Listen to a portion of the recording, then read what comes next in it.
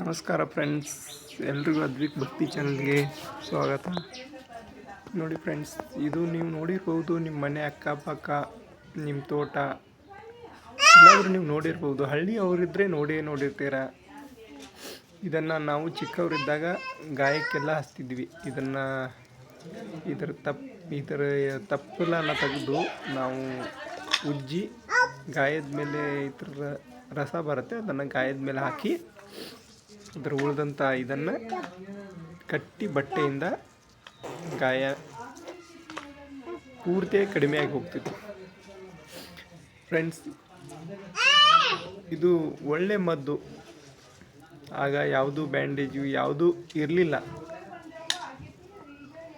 ಇದೇ ಮದ್ದು ಗಾಯಕ್ಕೆ. ಫ್ರೆಂಡ್ಸ್, ಇದನ್ನು ನಮ್ಮ ಕಡೆ ತಿಕ್ಕಿ ತಪ್ಪಲ ಅಂತೀವಿ.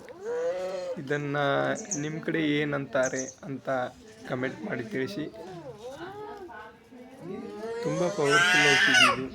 ಮೊದಲೆಲ್ಲ ನಾವು ಇದನ್ನೇ ಬಳಸ್ತಿದ್ವಿ.